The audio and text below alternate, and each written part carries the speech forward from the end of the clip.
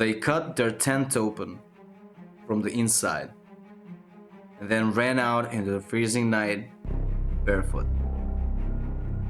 In February of 1959, 9 experienced hikers set out into the Ural Mountains in Russia. They were trained and prepared. This wasn't their first expedition, but none of them would make it back.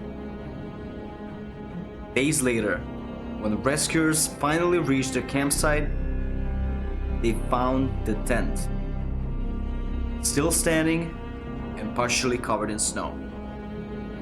At first, nothing seemed unusual until they got closer. The tent had been sliced open, not from the outside, but from within. Whoever was inside didn't unzip it, didn't exit normally. They cut their way out in a hurry. And then they ran. Footprints led away from the tent, down the slope and into the forest. Some of them were barefoot, others wore only socks. This was in temperatures close to minus 30 degrees Celsius. No signs of a struggle, and no signs of an attack. Just a group of experienced hikers suddenly abandoning everything and fleeing into the dark. Rescuers followed the tracks. About 1 kilometer away, near the edge of the forest, they found the first 2 bodies under a tree. They were barefoot, wearing almost nothing. Their hands were burned, as if they had tried to light a fire or climb a tree. Branches above them were broken, as if they had tried to get a better view of something. Further into the snow, more bodies were discovered. One of them had a fractured skull.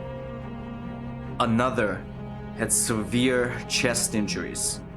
The force was so strong, it was compared to a car crash. But there were no external wounds, no bruises, no cuts, just internal damage. And then, one of the most disturbing details. One of the hikers was missing her eyes. Another was missing his tongue. There was no clear explanation for it. No signs of animals, no clear cause, just gone. Investigators were left with a scene that didn't make sense. The tent, cut open from inside. The footprints, calm, not chaotic. The bodies, scattered. Some half-dressed. Some with injuries that didn't match the environment. There were theories. An avalanche. But the slope wasn't steep enough. A military test. Some traces of radiation were found in their clothes. But nothing conclusive. Panic. Something that made them believe staying in a tent was more dangerous than running into the freezing night. But what could cause that? Years later, the case was officially closed with a vague explanation. An unknown, compelling force. No specifics, no answers, just a phrase. But something happened that night. Something strong enough to make 9 experienced hikers abandon shelter and run into certain death.